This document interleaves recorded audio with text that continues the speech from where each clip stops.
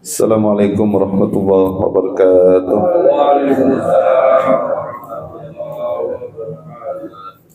Sebelum kita bahas tafsirnya, mari kita terlebih dahulu kita baca ayat-ayatnya. Bapak dan Ibu mengikuti bacaan saya.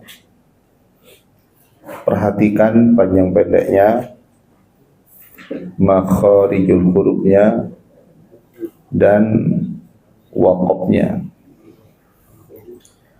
A'udzu billahi minasy syaithanir rajim.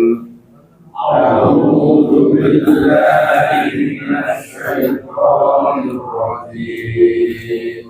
Bismillahirrahmanirrahim. Bismillahirrahmanirrahim.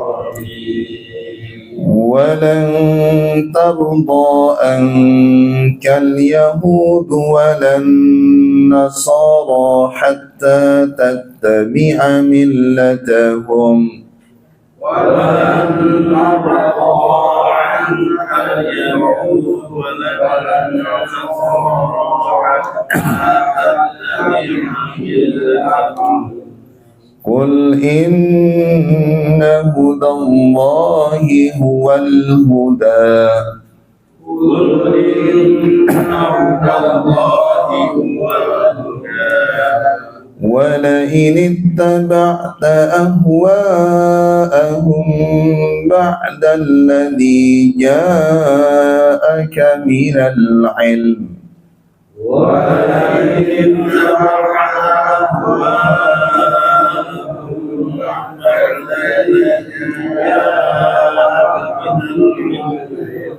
ما لك من الله من ولي ولا نصير.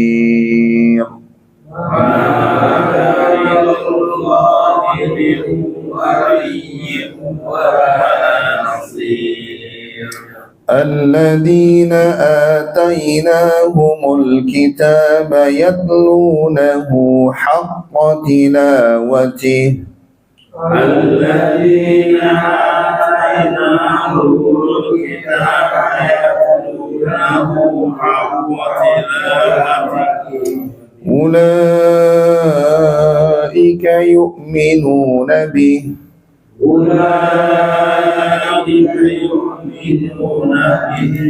ومن يكفر به فأولئك هم الخاسرون. ومن يكفر به فأولئك هم الخاسرون. يا بني إسرائيل اذكروا نعمتي التي أنعمت عليكم. يا بني إسرائيل اذكروا نعمتي التي أنعمت عليكم وأني فضلتكم على العالمين.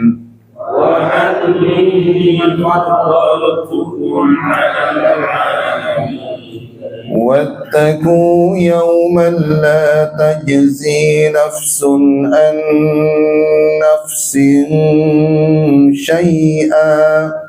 واتقوا يوما لا تجزي نفس عن نفس شيئا ولا يقبل منها عدل ولا تنفعها شفاعة ولا هم ينصرون.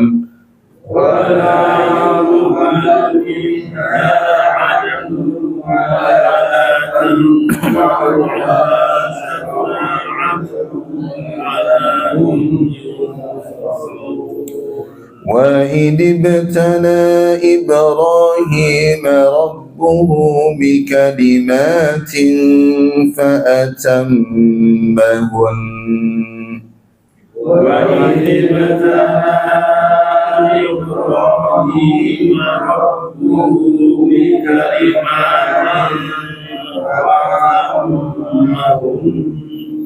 قال إني جائلك للناس إماما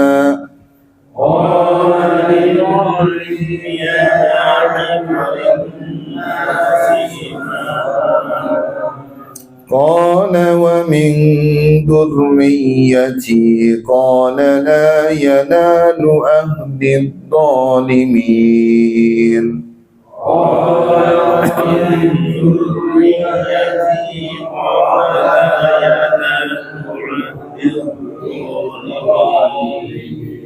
Ya, sadaqallahul adzim. Alhamdulillah wassalatu wassalamu ala Rasulillah wa ala alihi wa sahbihi wa mawalah, amma ba'd. Jamaah salat subuh rahimani wa rahimakumullah.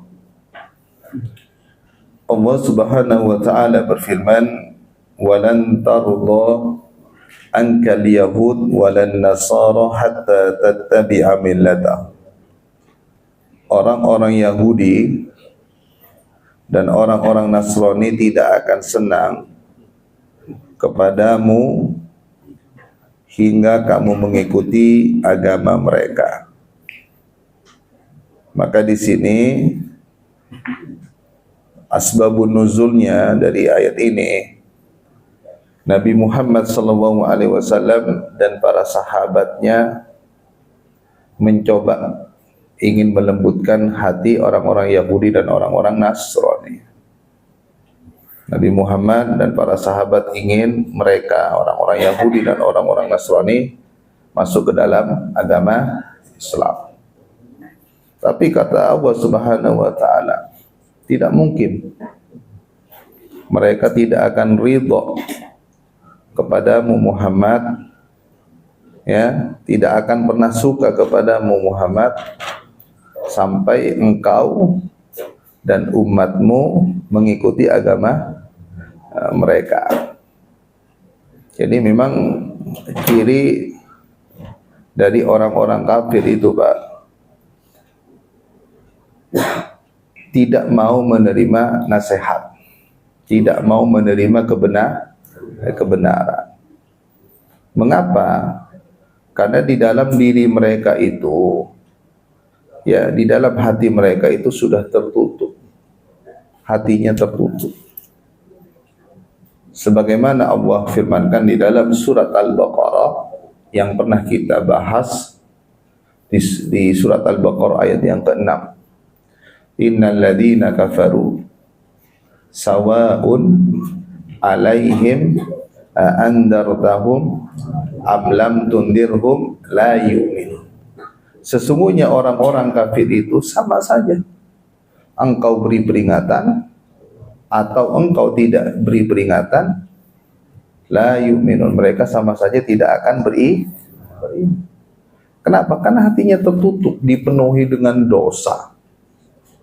Makanya disebutkan dalam sebuah hadis, sesungguhnya apabila orang-orang beriman itu melakukan dosa, langsung bertaubat, Pak.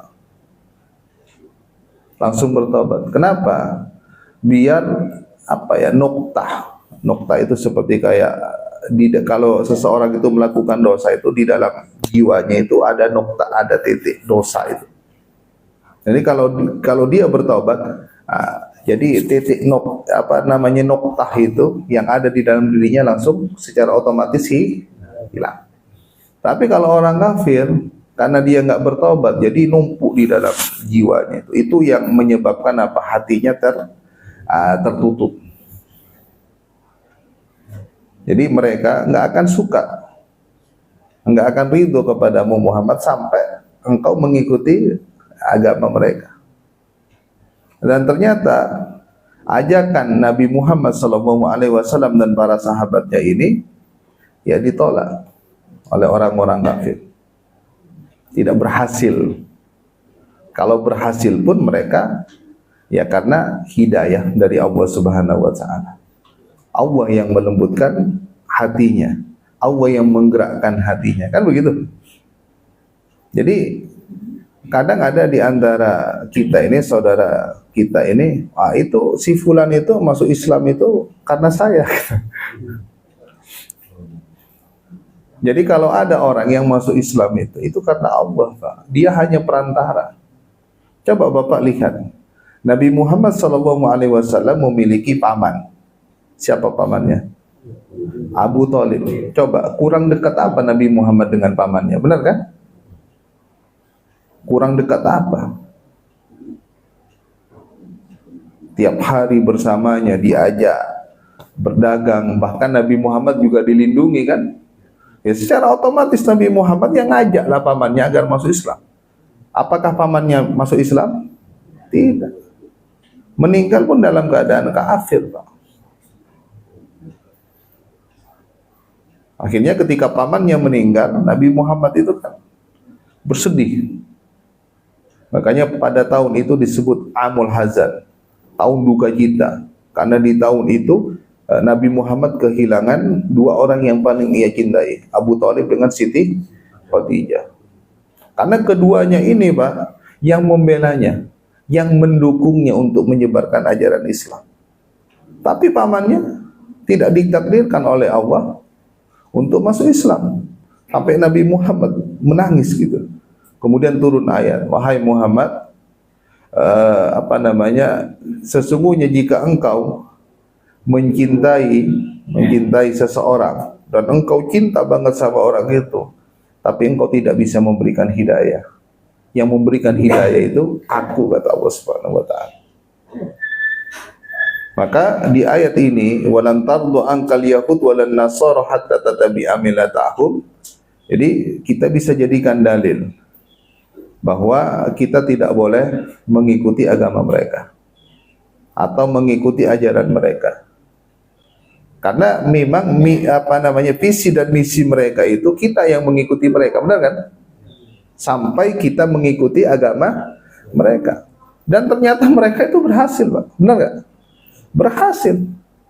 Buktinya apa? Buktinya banyak. Dari kalangan umat Islam ini, saudara-saudara kita justru mengikuti ajaran-ajaran mereka. Benar kan? Contohnya apa? Merayakan tahun baru. Tahun baru ini, Pak, ini bukan ajaran Islam, ini ajaran mereka. Tapi kita apa? Ngikutin mereka. Terus apa lagi? Kita merayakan Natal. Padahal kita di dalam Islam ini memiliki hari raya, Idul Fitri dan Idul Adha. Alasannya menghormati. Alasannya menghormati. Karena dia pimpinan di kantornya. Jangan, Pak. Kita ini sebagai umat Islam ini harus memiliki prinsip di dalam ajaran agama kita. Jadi seperti itu. Jadi nggak boleh kita ikut-ikutan. Makanya Nabi Shallallahu Alaihi Wasallam mengatakan, "Man tashabbaha biqaumin fahuwa minhum." Barang siapa yang menyerupai suatu kaum, maka dia termasuk ya kaum itu. Jadi harus memiliki prinsip. Nabi itu sangat memiliki prinsip. Nabi itu nggak mau, Pak, sama dengan mereka, Pak. Contoh, Nabi memerintahkan kita apa? Contoh, memotong kumis dan memanjangkan jenggot. Tujuannya apa? Agar menyelisihi mereka. Kalau mereka itu memotong jenggot, memanjangkan kumis. Coba kalau kita sekarang, yang dipotong apanya, Pak? Bukan, coba aja ada sebagian dari saudara-saudara kita yang dipotong jenggotnya, kumisnya dipanjangkan. Itu dalam hal masalah itu aja Nabi itu nggak mau sama, Pak. Kata Nabi apa? Potong kumismu, panjangkan jenggotmu. Para sahabat bertanya, kenapa ya Rasulullah? Karena orang-orang Yahudi dan orang-orang Nasrani itu memanjangkan kumis dan memotong jenggot. Jangan sama seperti mereka. Terkait masalah puasa Muharram, orang-orang Yahudi juga berpuasa di 10 Muharram, Pak.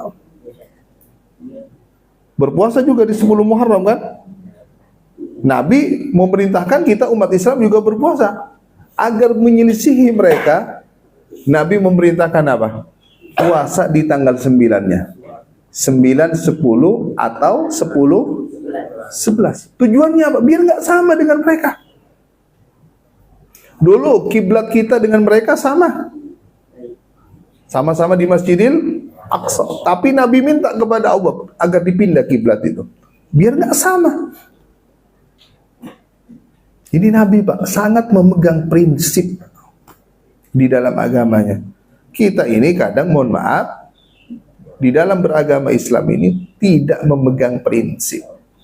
Bahkan kita mengikuti budaya-budaya mereka. Coba lihat anak-anak kita cara berpakaiannya. Ngikutin siapa Pak? Ngikutin mereka.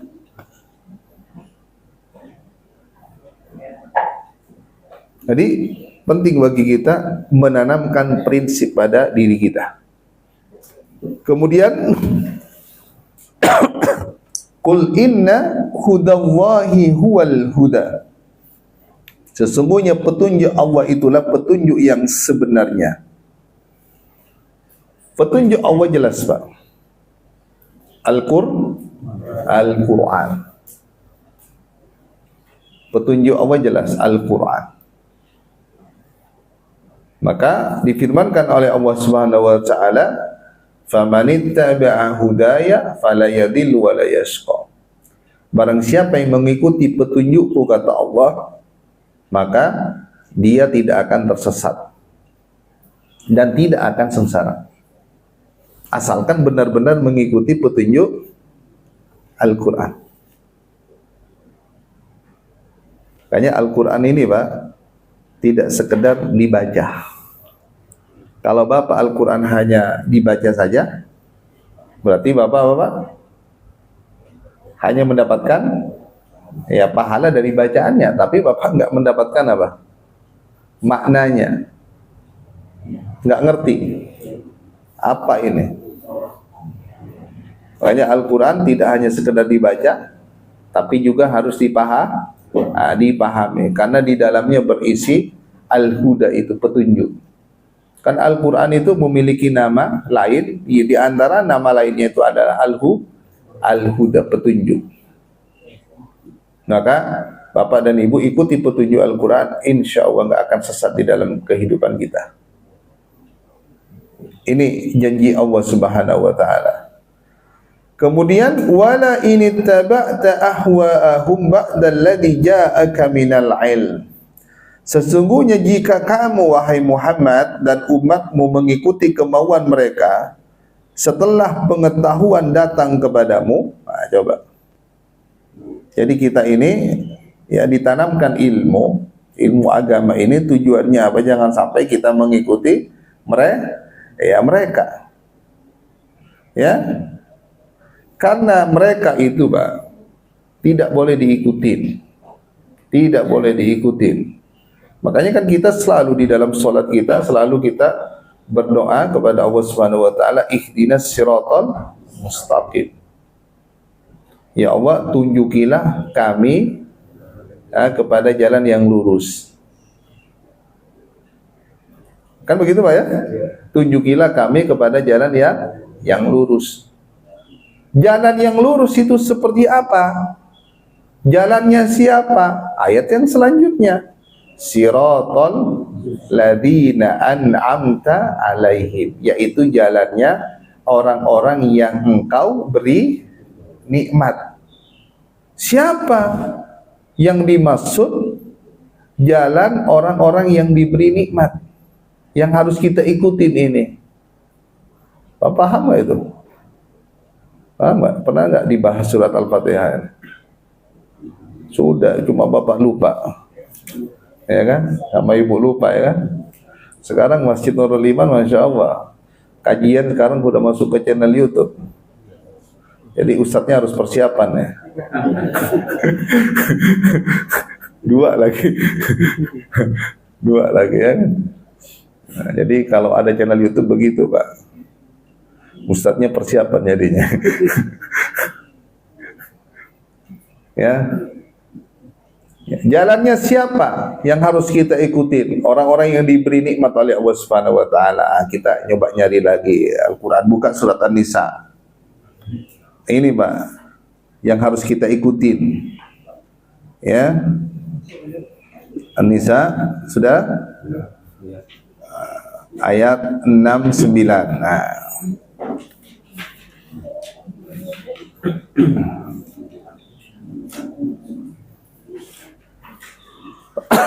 Sudah? Sudah? Ayat 69.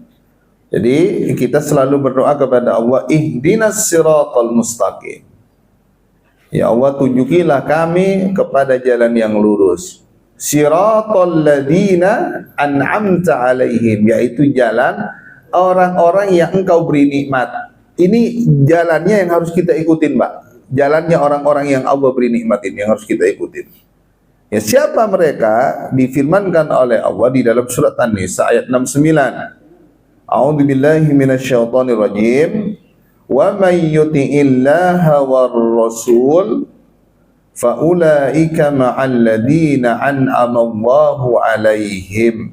Dan barang siapa yang mentaati Allah dan Rasulnya Muhammad, ya, maka mereka itu akan bersama-sama dengan orang yang diberikan nikmat oleh Allah. Siapa mereka? Minan nabiyyin, yaitu para nabi. Yang kita harus ikuti jalannya, Pak, yang pertama adalah para nabi. Ikutin jalannya para nabi. Ya, yang kedua wasiddiqin, para pencinta kebenaran. Nah, ikutin Pak, orang yang mencintai kebenaran. Jangan sampai kita mengikuti orang yang pencinta kebatilan, pencinta kemungkaran. Ikutin ya orang yang mencintai kebenaran. Justru kalau kita di zaman sekarang ini mencintai ya orang yang cinta terhadap kebenaran, justru kita dibenci. Nggak boleh begitu, Pak.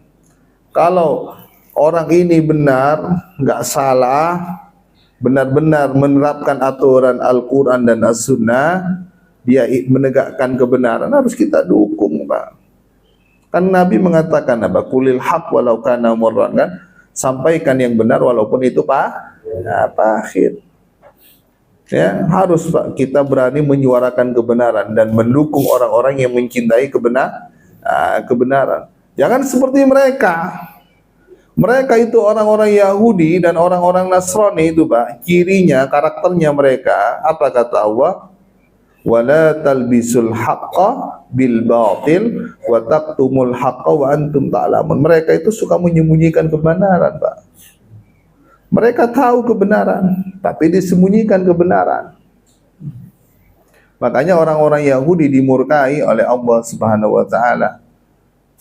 Ya, ghairil maghdubi alaihim. Bukan jalan orang yang dimurkai oleh Allah. Siapa? Orang-orang Yahudi. Kenapa orang-orang Yahudi dimurkai oleh Allah? Karena dia tahu kebenaran, tapi kebenaran disembunyikan. Kita jangan seperti mereka. Kalau yang dipandang kita ini benar, Pak, katakan, sampaikan. Jangan takut menyuarakan kebenaran. Ya, mereka disembunyikan kebenaran itu. Ini yang kedua. Kemudian wasyuhada, kita harus mengikuti jalannya orang-orang yang mati syahid. Kenapa, Pak? Kita diperintahkan oleh Allah untuk mengikuti jalannya orang-orang yang mati syahid. Karena orang yang mati syahid itu, Pak, mereka itu ketika berada di alam kuburnya, mereka nggak mati, Pak. Mereka hidup. Kok bisa, Ustaz? Orang mati kok dikatakan hidup? Buka surat Al-Baqarah. Kita main dalil aja, Pak. Kita main dalil. Kalau ngaji kan harus ada dalilnya. Saya sekarang agak grogi ngisi nih sama masjid, sama jamaah Masjid Nurul Iman. Soalnya pintar-pintar udah. Udah pintar-pintar. Kayaknya sudah sudah jadi ulama semua ya. Ngaji sebulan udah berapa kali nih ya? Kayaknya rutin gajian ya kan. Masya Allah, harus pakai dalil ya. Coba, yang surat An-Nisa tadi itu Bapak tandain dulu. Kita masih belum selesai pembahasannya. Kita sekarang buka surat Al-Baqarah ayat 154. Kenapa kita diperintahkan oleh Allah mengikuti jalannya orang-orang yang mati syahid? Karena alasan yang pertama, orang yang mati syahid itu Pak, di alam kuburnya mereka tidak mati. Sudah ayat 154. A'udzu billahi minasyaitonir rajim. Bismillahirrahmanirrahim. Wala taqulu liman yuqtalu fi sabilillahi amwat bal ahya'u walakin la tash'urun. Dan janganlah kamu mengatakan orang-orang yang terbunuh di jalan Allah mereka telah mati. Sebenarnya mereka hidup, tetapi kamu tidak menyadarinya. Gimana Pak? Jelas atau tidak? Ingin nggak mati syahid? Yang benar? Hah? Ingin mati syahid? Siap nggak kalau berangkat sekarang ke Palestina? Ayo. Bareng sama saya. Hah? Siap Pak Haji ya? Saya nanya ke Pak Agus dulu. Pak Agus siap nggak? Insya Allah Pak Agus ya.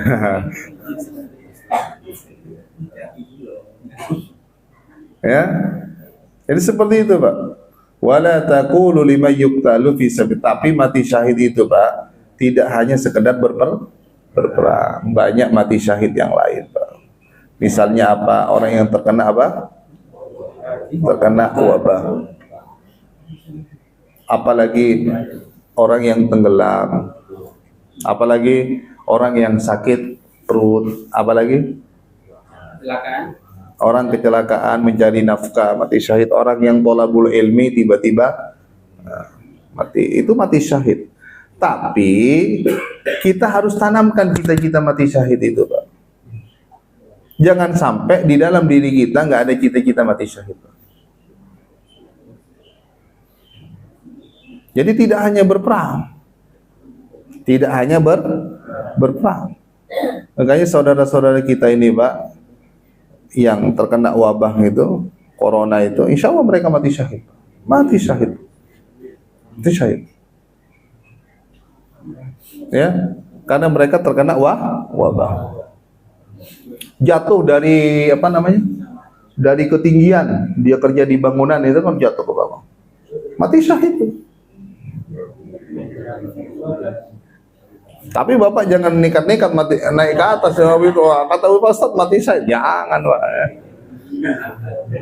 Nah, itu namanya bunuh diri. Ibu-ibu yang melahirkan itu mati syahid. Perjuangan itu mati syahid. Ya. Jadi mereka orang yang mati syahid apa Pak? Nah, hidup. Bagaimana hidupnya mereka? Wallahu a'lam. Ini dalam Al-Quran. Kalau di dalam hadis keutamaannya besar sekali Pak. Disebutkan oleh Nabi, lisyahidi indallahi sittu khisal. Orang yang mati syahid di sisi Allah memiliki 6 keutamaan. Yang pertama adalah yughfar lahu fi awwali dafa. Di awal kematiannya dosanya langsung diampuni. Makanya orang yang mati syahid itu Pak, orang mati syahid itu meninggal dalam badan syahid itu, ya dijamin masuk surga. Karena di awal kematiannya langsung dijamin masuk surga. Kalau yang berperang, yang terbunuh itu, nah itu nggak usah dimandikan, langsung aja dikubur. Biar ini darahnya itu sebagai apa? Nah, sebagai bukti. Jadi seperti itu. Ini ya untuk yang mati syahid. Kemudian yang kedua adalah di samping di awal kematiannya dosanya semuanya diampuni oleh Allah Subhanahu wa taala. Yang kedua, terbebas dari siksa kubur atau adab kubur. Dan nasib kita nggak tahu nih Pak. Nasib kita tidak tahu. Apakah kita nanti di alam kubur mendapatkan nikmat kubur atau adab kubur. Gak ada yang tahu itu, Pak. Utsman bin Affan ini, Utsman bin Affan. Siapa yang tidak tahu Utsman bin Affan? Seorang sahabat Nabi, menantu Rasulullah, apalagi Khulafaur Rasyidin, apalagi kalau tiap tahunnya itu sedekahnya itu 100 unta, Pak. Dan dijamin masuk surga oleh Nabi. Ini Utsman, Pak. Utsman ini termasuk sahabat yang dijamin masuk surga. Nabi yang menjamin, Pak. Tapi Utsman ini setiap kali melewati di sebuah kuburan ini banyak menangis, Pak. Pokoknya setiap lewat kuburan itu nangis dia. Nah, sampai sahabat yang bersamanya itu sampai bertanya, "Wahai Utsman, kenapa engkau ketika disebutkan surga dan neraka engkau nggak menangis? Tapi kalau engkau melewati di sebuah kuburan engkau menangis." Apa jawaban Utsman, Pak?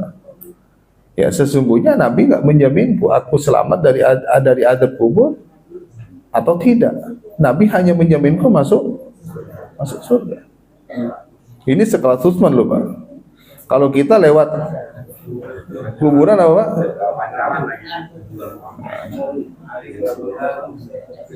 Nah, coba bedanya kita dengan Utsman beda.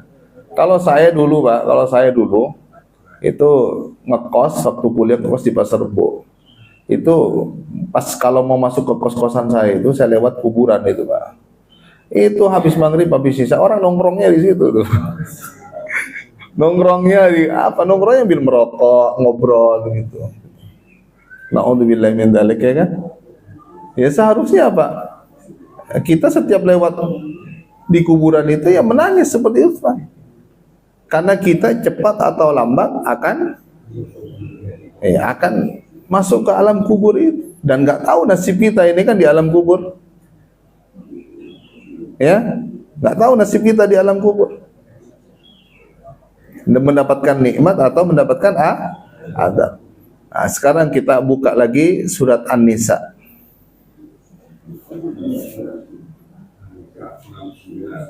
An-Nisa ayat 69. Jadi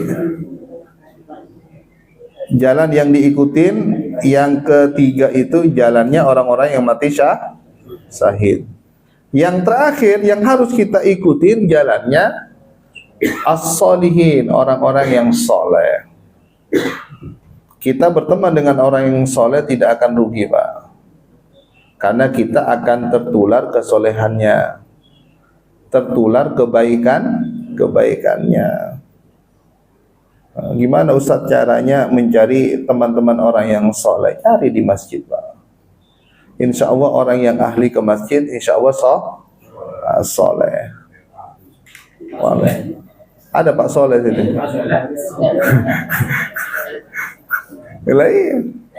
Benar kan Pak ya? Bahkan Nabi itu memperumpamakan itu berteman dengan orang yang soleh itu seperti apa, Pak? Seperti kita berteman dengan orang yang penjual minyak wangi. Kalau kita berteman dengan penjual minyak wangi gimana, Pak? Ikut wangi. Nyobain, beli kagak tapi nyobain. Saya dulu di 2018 saya pernah bimbing umroh, Pak, bawa jamaah. Saya setiap ketemu dia minyaknya itu wanginya berubah-berubah terus, Pak. Saya tanya ke dia, antum itu umroh itu bawa berapa minyak? Kata, enggak Ustaz, saya setiap dari masjid saya mampir ke toko minyak, Ustaz. Nyobain. Oh iya, cerdas antum. Ya gitu, Pak ya, ketularan wanginya. Tapi kalau kita berteman dengan orang yang nggak baik, diumpamakan oleh Nabi seperti apa, Pak? Seperti orang yang pandai besi. Jadi kita akan mendapatkan apa? Baunya yang tidak sedap. Makanya di akhir ayat dari surat An-Nisa itu Allah menutup wa hasuna ulaika rafiqa. Mereka itu sebaik-baik teman. Ada berapa, Pak, yang harus kita ikutin? 4. Yang pertama, jalannya para nabi. Yang kedua, pencinta kebenaran. Yang ketiga, orang yang mati syahid. Yang keempat, orang-orang soleh. Insya Allah kita akan menjadi orang-orang yang lurus. Jangan ikutin jalannya mereka, orang-orang Yahudi dan orang-orang Nasrani. Kalau orang-orang Yahudi itu kenapa tidak boleh diikutin? Itu kata Allah, ghairil maghdubi alaihim waladdallin. Mereka itu yang dimurkai. Kenapa dimurkai? Karena tahu kebenaran, tapi kebenaran itu disembunyikan. Kalau orang-orang Nasrani dikatakan waladdallin, orang-orang yang sesat. Itu Bapak pahami tafsirnya itu di situ. Ya. Jadi paham jadinya, ihdinas siratal mustaqim siratal ladzina an'amta 'alaihim ghairil maghdubi 'alaihim waladdallin. Khusyuk salat Pak, kalau paham artinya. Kita kenapa salat itu selama ini kok kurang khusyuk? Kalau imamnya baca dengan bacaan yang panjang, waduh apa ini, nggak selesai-selesai ini kan ya. Tapi kalau kita paham Pak, enak Pak sholat, mau panjang nggak ya apa enak. Kan begitu Pak ya. Nah kalau di kita kalau sholat maunya cepat, apalagi bulan Ramadan. Oh nggak bisa, harus dibatasi. Selesai jam 8:30, lebih dari 8:30 ustadznya nggak diundang lagi. Hah? Oh enggak, kalau di sini memang beda. Di sini selesai jam 10. Selesai jam 10. Ya. Oke? Kita lanjutkan. Jadi ketika kita memiliki ilmu harus cerdas di dalam memilih jalan. Kalau kita tidak cerdas, kita mengikuti jalannya mereka. Apa kata Allah? Ma laka minallahi min waliyyi wala nasir. Maka Allah tidak lagi menjadi pelindung dan penolong bagimu.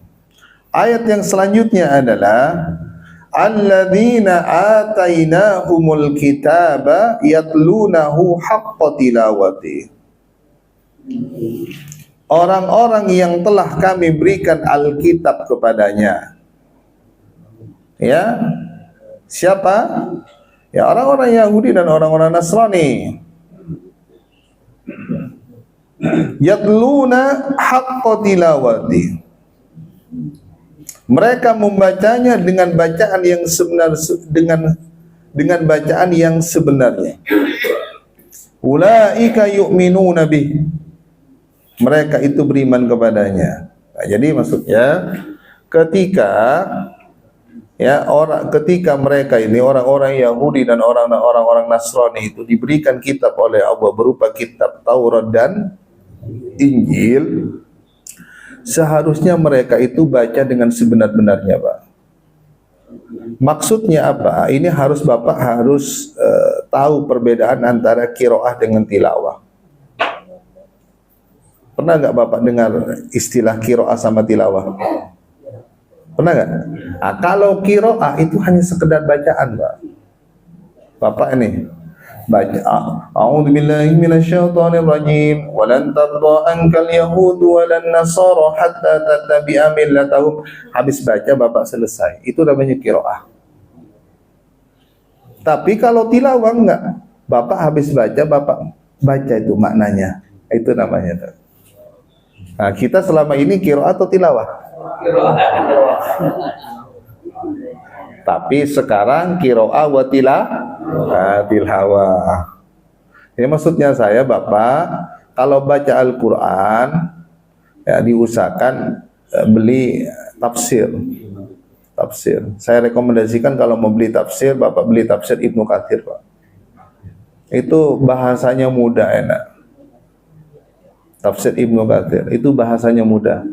Kalau Bapak ini nggak mau beli, Bapak tinggal buka HP-nya, buka aplikasi Play Store, download tafsir Ibnu Katsir.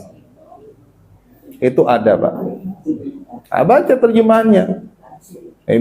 Biar kita kalau membaca Al-Quran bukan hanya qiraah tapi juga tilawah. Kata Allah, kalau orang-orang Yahudi dan orang-orang Nasrani ini membaca kitabnya itu dengan sebenar-benarnya, mereka dikatakan oleh Allah ulaika yu'minuna, mereka benar-benar beriman. Mereka nggak akan nggak akan sesat. Tapi kan mereka apa, Pak? Justru kitab-kitabnya yang Allah berikan kepada mereka, justru mereka rubah, kan begitu kan? Nah, itulah mereka, karakter mereka itu lebih mengikuti keinginan mereka daripada mengikuti ajaran dari Allah, wahyu dari Allah Subhanahu wa taala. Kalau kita pun harus demikian, Pak. Ketika kita memiliki kitab Al-Qur'an, jadi tidak hanya sekedar kita baca, tapi kita harus pahami juga agar kita dikatakan benar-benar beriman kepada Al-Qur'an. Karena kewajiban kita terhadap Al-Qur'an ini, Pak, ada 5, Pak. Ada 5. Yang pertama adalah mempelajarinya. Yang pertama adalah mempelajari. Maksudnya mempelajari bagaimana cara membaca Al-Quran yang benar. Atau kalau di kita ini disebut dengan tahsinul Quran, memperbaiki bacaan Al-Quran. Ini kewajiban yang pertama, Pak. Mohon maaf, di Indonesia ini orang yang tidak bisa baca Al-Quran 60% lebih, Pak. Bapak cek di internet. Sedih, Pak. Kenapa saya katakan sedih? Karena di Indonesia ini mayoritas penduduknya Muslim, tapi tidak bisa membaca Al-Quran. Maka Bapak, kalau tidak bisa baca Al-Quran, harus belajar, Pak. Tidak boleh malu, tidak boleh malu, tidak boleh gengsi. Sekalipun sudah tua, Pak, ya? Sekalipun sudah tua, Pak Agus. Ini penekanan. Iya. Nggak usah malu. Ya, pernah ada salah satu jamaah, dia bilang ke saya, datang ke saya, Pak. Tapi bukan jamaah Masjid Nurul Iman, ya. Ada. Belajar semuanya, Pak. Ya, datang ke saya, Pak Ustadz, saya mau belajar Al-Quran. Tapi ada syaratnya, Pak Ustadz. Saya juga bingung, yang ngasih syarat dia atau saya? Nah, ini dia mau belajar, tapi yang memberikan syarat-syaratnya muridnya, kan? Iya, sudah, Pak. Apa syaratnya, Pak? Yang pertama, Pak Ustadz, harus di tempat yang tersembunyi. Nah, kalau di masjid, di ruang imam, Pak Ustadz. Kalau Pak Ustadz ngajar ke kantor saya, berarti di ruangan saya. Tidak boleh ada orang lain lihat. Ini syarat yang pertama, yang diajukan ke saya. Syarat yang kedua, Ustadz tidak boleh cerita kepada istri saya dan kepada anak-anak saya. Loh, kok bisa begitu, Pak? Karena saya ngakunya bisa baca Al-Quran, Ustadz. Saya tanya, Bapak kalau baca Al-Quran di rumah gimana? Saya nggak pernah baca Al-Quran di rumah, Ustadz. Saya selalu ke masjid, Ustadz. Nah, jadi istri saya pernah nanya, Pak, Papa kok di rumah kok baca Al-Quran? Loh, saya kok jarang baca Al-Quran. Saya kalau baca Al-Quran di masjid lebih afdol, mah. Padahal nggak bisa. Akhirnya apa? 2 syarat yang diajukan ke saya sampaikan kepada dia. Saya tidak setuju dengan syarat yang Bapak ajukan. Ya sudah, kalau begitu saya nggak jadi belajar sama Ustadz. Ya sudah, nggak ada masalah. Akhirnya, Pak, saya bilang, saya nasihati, Bapak nggak boleh begitu. Bapak lebih baik. Oke lah, kalau sama jamaah saya nggak akan cerita, Pak. Tapi kalau sama istrinya, Bapak harus terbuka. Akhirnya iya sih, Ustadz. Akhirnya saya, ya udah Ustadz yang ngomong aja sama istri saya. Ketemu ngomong dengan istrinya, Bu, Bapak mau belajar Al-Quran katanya nggak bisa baca. Iya, Pak Ustadz, saya juga nggak bisa baca, katanya. Akhirnya sekeluarga belajar, Pak. Jadi nggak boleh Bapak itu orang Islam nggak bisa baca Al-Quran. Rugi, Bapak. Coba. Kalau belum lancar belajar, di sini kita memiliki imam berapa? 2 orang. Harus dimanfaatin itu, Pak. Masa kalah sama ibu-ibunya? Ibu-ibunya setiap hari Sabtu, ya? Ahad sekarang. Ada taksin. Bapak-bapaknya juga harus bikin taksin, Pak. Ya mohon maaf, ada orang terkadang sekarang belajar ilmu agamanya semangat, benar kan? Belajar ilmu agamanya semangat, bagus. Tapi banyak juga semangatnya hanya thalabul ilmi, tapi nggak bisa baca Al-Quran gitu loh. Maksudnya saya harus diimbangin, boleh nuntut ilmu agama, tapi sumbernya harus dipelajari dulu. Al-Quran, bagaimana cara membaca Al-Quran yang benar. Ini kewajiban yang pertama. Kewajiban kedua kita terhadap Al-Quran adalah membacanya, Pak. Paling tidaklah sehari satu juz. Kebanyakan lah. Hah? Kebanyakan lagi. Satu surat lah. Atau surat. Ya. Surat kalau Jadi 1 bulan sudah hatam. Ya. Jangan hanya hatamnya hanya di bulan Ramadan. Setiap bulan kita harus rutin hatam, Pak. Baca Al-Quran 1 juz. Bapak kan sudah rata-rata udah pensiun kan? Terus waktunya Bapak di mana aja gitu? Nah, di masjid. Wah, di masjid kan baca Al-Quran di masjid, Pak. Dulu mungkin Bapak kalau masih kerja sih nggak apa-apa kan, sibuk kan. Nah, sekarang udah lebih banyak di rumah ya baca Al-Quran. 1 hari 1 juz, biar nggak kelihatan capek, gampang, Mbak. Setiap habis sholat fardu, bapak dan ibu baca 2 lembar. Setiap selesai sholat fardu baca 2 lembar. Karena 1 juz itu terdiri dari 10 lembar. Habis subuh 2 lembar, habis duhur 2 lembar, habis asar 2 lembar, habis maghrib 2 lembar, habis isya 2 lembar. Kira-kira berat nggak? Nggak berat, Pak. Atau kalau nggak mampu 1 juz, setengah juz. Berarti setiap habis sholat 1 lembar. Berarti setiap 2 bulan sekali kita hatam.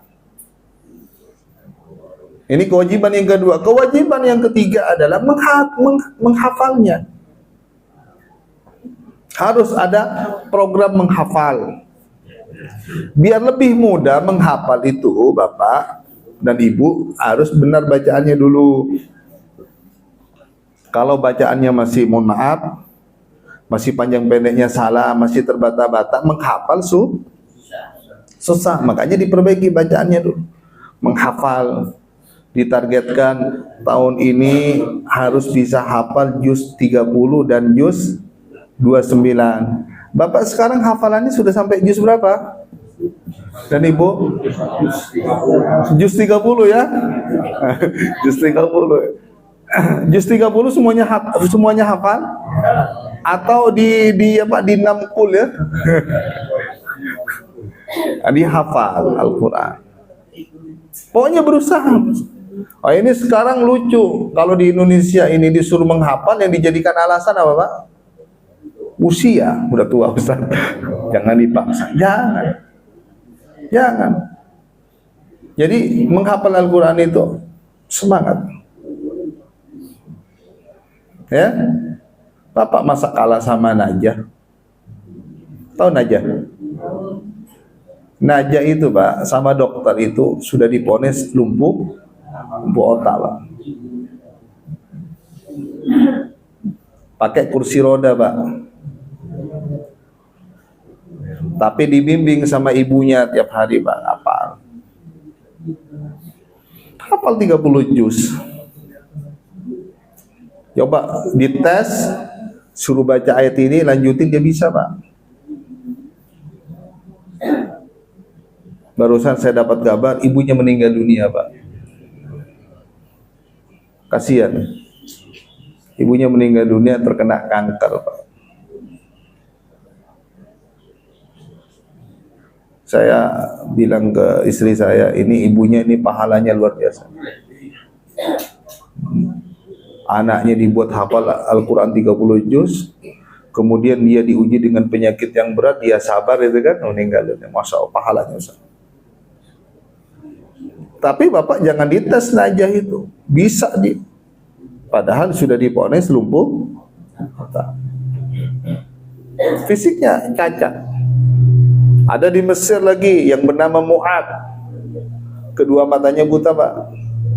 Kedua matanya buta, nggak bisa melihat. Dari rumahnya ke tempat menghafal Al-Quran itu membutuhkan perjalanan 1 sampai 2 jam, Pak. Diantar oleh bapaknya naik motor. Hafal Quran sampai selesai 30 juz. Kemudian didatangilah oleh reporter Arab, diwawancarai, ditanya, "Wahai Syekh Mu'ad, kalau ada orang baik yang mendonorkan matanya agar engkau bisa melihat, kamu mau nggak?" Nggak mau. Saya dikasih mata, saya dikasih tidak bisa melihat, itu alhamdulillah katanya, saya bisa menghafal Al-Quran. Nanti pertanggungjawabanku di hadapan Allah tidak terlalu berat. Saya nggak mau. Saya lebih baik begini katanya, daripada saya bisa melihat tapi kedua mata saya tidak digunakan untuk melihat Al-Quran. Nanti YouTube-nya saya kirim ke Pak Agus sama ke Pak Ferry. Itu ada. Jadi nangis Pak.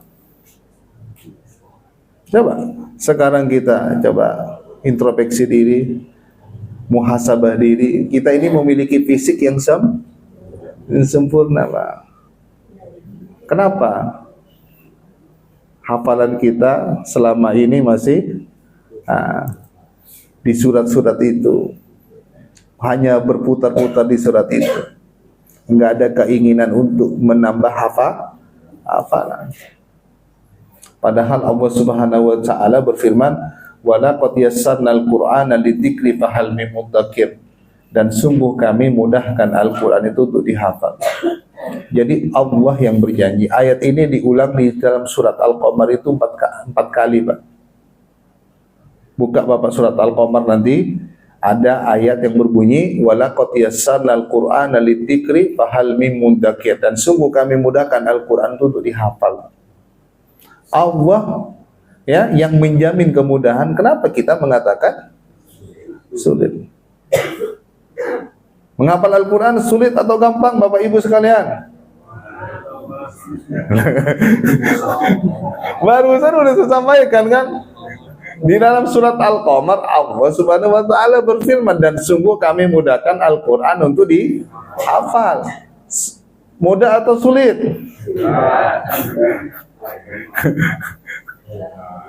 Ya, kewajiban yang keempat kita terhadap Al-Quran adalah memahaminya, Pak.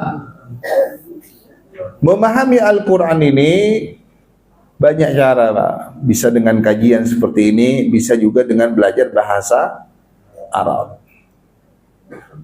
Ya, makanya di sini lagi programnya yang harus ditambah, Pak Ketua DKM, pengurus harus dibuat apa? Bahasa Arab. Ada belajar bahasa Arab, banyak tugasnya Pak Bapak di sini yang belum diadakan. Tadi belajar apa? Tahsin. Nah, yang kedua belajar bahasa Arab agar lebih mudah memahaminya. Dan yang terakhir adalah kewajiban kita terhadap Al-Quran mengamalkannya. Udah ada 5 Pak. Ketika 5 ini kita lakukan, apa kata Allah Subhanahu wa taala? Ulaika yu'minuna bi. Kita dikatakan benar-benar beriman. Jadi seperti itu. Tapi sebaliknya, wa may yakfur bihi fa ulaika humul khasirun. Apa kata Allah Subhanahu wa taala? Wa may yakfur, dan barang siapa yang ingkar kepadanya, kepada kitab-kitab yang Allah turunkan kepada mereka itu, maka mereka itulah orang-orang yang termasuk merugi. Ya. Nah, kemudian ayat yang terakhir, ayat 122-nya, Allah Subhanahu wa taala berfirman, 123 ya. 122, ya bani Israil adkuru ni'mati allati an'amtu alaikum wa anni faddaltukum 'alal 'alamin. Hai bani Israel, ingatlah akan nikmatku yang telah aku anugerahkan kepada kalian, dan aku lebihkan kalian atas segala umat, dan takutlah kalian ya sudah dilebihkan atas segala umat. Jadi Bani Israel ini Pak harus banyak-banyak bersyukur atas nikmat-nikmat Allah yang diberikan kepada mereka. Jadi nikmat-nikmat Allah yang diberikan kepada mereka sangatlah banyak. Di antaranya adalah mereka diselamatkan dari siapa Pak? Dari Fir'aun. Ini merupakan nikmat Pak. Coba kalau Fir'aun berhasil menangkap mereka, apa jadinya mereka? Bisa semuanya dibunuh. Tapi kan mereka diselamatkan. Fir'aun yang ditenggelamkan. Kemudian apa lagi? Nikmat Allah yang diberikan kepada mereka. Apa Pak? diberikan makanan langsung dari langit berupa apa? Manna dan salwa. Kemudian apa lagi? Allah pilih banyak dari mereka itu menjadi seorang nabi. Nikmat, Pak. Berarti apa? Berarti mereka itu dengan diutusnya banyak nabi kepada mereka, justru ada yang membimbing mereka, ada yang memberikan petunjuk kepada mereka. Kan begitu, Pak, ya kan? Coba. Tapi mereka itu kan, ya mohon maaf, mereka nggak suka dengan nabi itu. Ya, dengan nabi yang diutus kepada mereka nggak suka. Nabi itu harus mengikuti keinginan mereka. Kalau tidak sesuai dengan keinginan mereka, nabinya diapain, Pak? Dibunuh. Habis itu mereka lagi minta lagi kepada Allah, ya Allah berikan nabi lagi. Ketika dikasih nggak sesuai lagi. Begitu mereka, Pak. Tapi tidak dengan kita. Kalau kita ini dengan diutusnya Nabi Muhammad memberikan rahmat. Coba Bapak, misalnya Bapak tinggal di sini, di komplek ini ada 10 ustadz. Senang nggak Bapak? Kenapa senang, Pak? Karena ada yang memberikan petunjuk kepada Bapak. Ada yang membimbing Bapak, benar kan? Di sini ada ustadz di sini.